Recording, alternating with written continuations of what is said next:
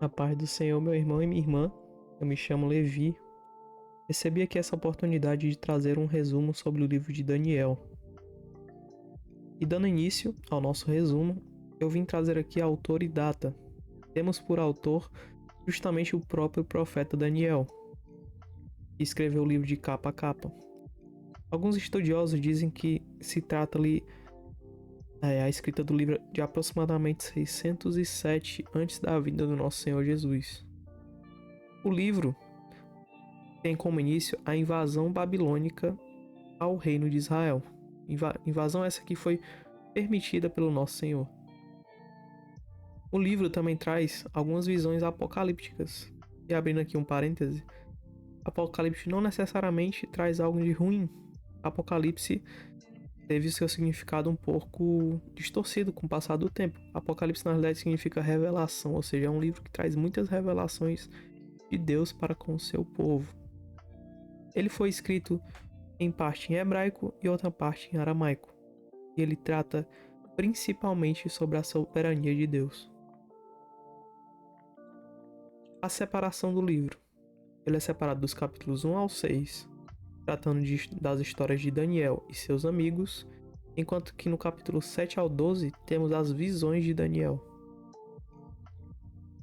Capítulo 1 é um capítulo que trata sobre identidade. Aqui temos o início da história, em que ocorre a invasão babilônica, e a todo momento vemos que se trata da soberania de Deus. Deus permite que seu povo seja invadido. Vemos também Daniel, Ananias, Misael e Azarias são escolhidos por se tratarem de pessoas inteligentes e que faziam parte da família real de Israel. Tá, mas como assim identidade, Levi? Vemos aqui no início do texto que a todo momento o reino babilônico tenta tirar a identidade daquele povo. Vemos aqui, por exemplo, que o nome de Daniel e seus amigos foi trocado. Daniel passou a se chamar Beltesazar, Ananias Sadraque, Misael Mesaque e Azarias Abidnego. Vemos também uma das primeiras provações que Daniel e seus amigos sofrem, que é justamente com a parte da alimentação. Não poderiam comer qualquer tipo de alimento. Existiam alguns alimentos que eram proibidos por Deus ao seu povo.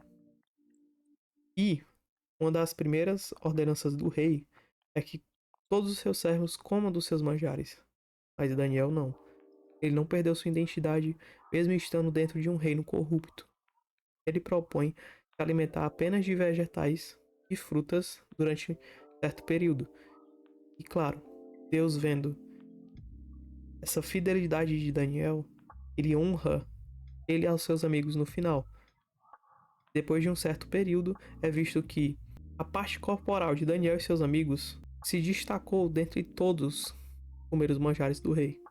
Ou seja, vemos aqui que mesmo se tratando de um reino corrupto, Daniel a todo momento foi fiel à palavra de Deus. No capítulo 2, já vemos algo diferente. É dito que Daniel deu a eles e aos seus amigos inteligência. Todavia, a Daniel foi dado também interpretação de sonhos, ou seja, Deus já sabia o que ia acontecer. E a todo momento a sua soberania pairava entre os seus. Vemos aqui que no início, o rei, ele tem um sonho. E esse sonho perturbou tanto o rei que ele chama todo tipo de mago, adivinho, para que pudesse interpretar o sonho. Só que aqui tem um porém. O rei não queria apenas a interpretação do sonho, ele queria que os magos dissessem qual era esse sonho que ele teve. E diante dessa requisição, os magos, os adivinhos, eles ficaram bastante revoltados, pois disseram que nunca na história nenhum rei fez tal pedido. E o rei, muito furioso,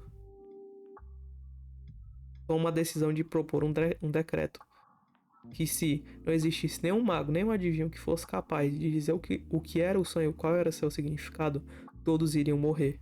Inclusive Daniel e seus amigos. A notícia, a partir do momento que chega a Daniel, sabendo que Deus é soberano, ele não se indignou, ou não ficou de certa forma ansioso. Na realidade não, ele reuniu seus amigos e foi orar.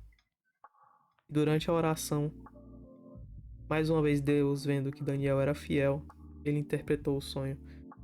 E Daniel chega diante do rei e fala que se tratava de uma estátua. E fala de alguns reinos da terra. E a cabeça se trata justamente do rei Nabucodonosor, do reino da Babilônia. E Daniel, interpretando o sonho, é honrado dentre os homens por ser mais uma vez fiel a Deus. Damos início ao capítulo 3, que trata justamente da fornalha. Ele é um dos capítulos mais conhecidos da Bíblia. O capítulo se inicia com a exaltação do rei Nabucodonosor, que, diante da revelação do capítulo anterior, decide então criar uma estátua de ouro maciço em sua homenagem. E propõe então um novo decreto, onde todos deveriam se dobrar diante da estátua do rei Nabucodonosor. E todo aquele que não se dobrar seria morto, pois seria lançado em uma fornalha ardente. Diante de tal decreto, vemos que os amigos de Daniel estão em apuros. Pois, mesmo com essa tamanha tentação, eles preferem ser fiéis e se dobrar apenas diante do Deus vivo, Deus de Israel. O rei, sabendo que todos se dobraram, menos os amigos de Daniel, fica enfurecido e convoca os três para uma reunião. Chega então e dá uma última chance a Sadraque, Mesaque e Abednego de se dobrar diante da estátua. E mais uma vez, eles se recusam e chegam a afirmar: se essa é a vontade de Deus, que assim seja feita. Então o rei fica muito indignado e manda aquecer a fornalha 7 vezes mais. A fornalha chega a ficar tão quente que os servos do rei que ficaram encarregados de jogar os amigos de Daniel na fornalha morrem devido ao calor que é emanado da fornalha.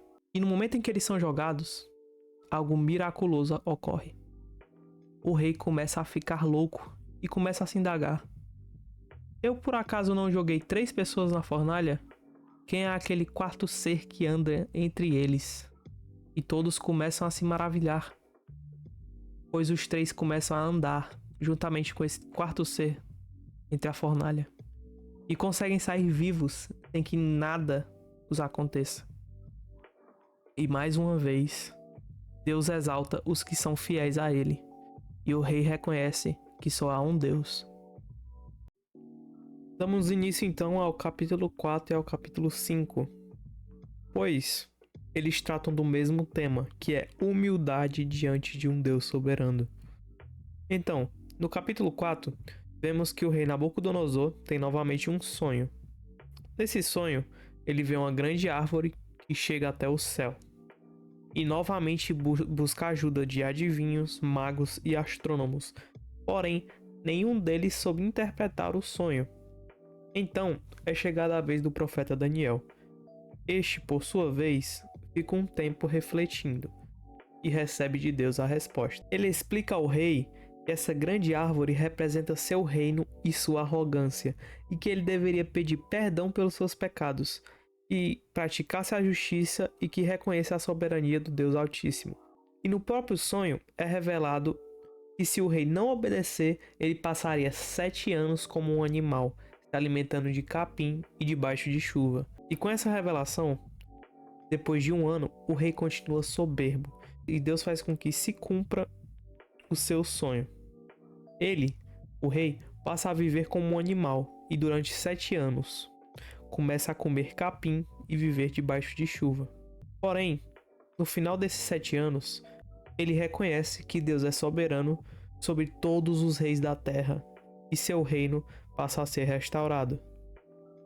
Já no capítulo 5, temos um descendente do rei Nabucodonosor, chamado Belsazar. Ele assume e decide então fazer uma grande festa. Ele pega alguns dos pertences que foram saqueados do templo de Jerusalém e passa a utilizá-los para comer e beber. Durante a festa, ele bebe vinho e dá louvores aos deuses de ouro, prata, bronze, ferro, madeira e pedra. Na mesma hora, Deus se indigna e o rei tem uma visão. Alguns dedos de mão de homem começam a escrever na parede do palácio real. Então um texto é formado na parede. Todavia, ninguém consegue interpretar o que esse texto queria dizer. Novamente, vemos que o rei tenta a todo momento achar algum adivinho, mago ou astrônomo que pudesse revelar o que estava escrito na parede. E dá como prêmio aquele que revelasse o que estava escrito, que ele seria o terceiro maior no seu reino. Ele seria coberto de púrpura e revestido de ouro. E diante de todos, mais uma vez, o único que foi capaz de interpretar foi Daniel. Ele dizia que o que estava escrito era Mené, Mené, Tekel Parsim, e dizia: o teu reino foste pesado na balança, e foi encontrado em falta. Então o seu reino será dividido e será dado aos medos e aos persas. Pois hoje mesmo você pegou pertences do templo do Deus vivo e utilizou para beber em uma festa. E naquela mesma noite, o rei Belsazar foi morto e um novo rei é colocado em seu lugar, o rei Dário. Dando início ao capítulo 6, o tema aqui fala sobre a cova dos leões. Vemos que depois da tomada do rei Dário ao reino da Babilônia, ele começa a administrar o seu reino. E é visto que Daniel ele se destaca entre todos os administradores do rei Dário. Então o rei Dário decide colocar Daniel sobre a mais alta posição entre todos os presidentes e príncipes, trazendo assim raiva sobre esses últimos. E eles procuravam achar algo contra Daniel, mas eles não conseguiam achar culpa alguma sobre ele, pois Daniel era íntegro. Decidiram então criar uma armadilha contra Daniel. Chegaram diante do rei e pediram que fosse feito um edito real, onde proibia por 30 dias que qualquer um fizesse pedidos a qualquer deus ou a qualquer homem que não fosse o próprio rei Dário. E que, se a pessoa fizesse algum tipo de pedido ou oração, deveria ser lançado na cova dos leões. E Dário aceita o edito real. E quando Daniel tomou conhecimento sobre esse edito, ele simplesmente entra em sua casa e vai orar, e começa a dar graças diante do seu Deus. Momento em que os príncipes e os presidentes apanham Daniel e levam diante do rei. O rei, a partir do momento que toma conhecimento que se tratava de uma armadilha, tenta de tudo para livrar Daniel, pois sabia que ele era fiel e justo, mas nenhum decreto medo-persa poderia ser quebrado. Daniel foi então jogado na cova dos leões, e durante toda aquela noite o rei não conseguiu dormir, e até mesmo fica sem comer, temendo pela vida de Daniel. E logo pela manhã, o rei se dirige à cova e indaga: Daniel, por acaso seu Deus, a quem tu serves, te livrou? Então Daniel responde que Deus enviou um anjo e fechou a boca dos leões, e ele saiu ileso. No momento que o rei Dário toma conhecimento disso, ele pede que sejam trazidos aqueles que tinham acusado a Daniel e manda que lancem eles na cova dos leões juntamente com toda a sua família. E depois de tudo isso, o rei Dário fica tão maravilhado com os feitos do Deus de Daniel que ele escreve a todos os povos, nações e línguas sobre a soberania do Deus de Daniel. E por fim, temos o capítulo 7 até o capítulo 12, que tratam das visões de Daniel. Visões essas que tratam de fatos que já ocorreram, como quando Jesus sobe aos céus e se senta à direita de Deus, como também sobre algumas profecias retratadas no livro de Apocalipse, profecias essas que ainda vão acontecer. Desde já, quero agradecer a quem assistiu até o final. E o tema principal de Daniel é a soberania de Deus. Até logo e fiquem todos na paz.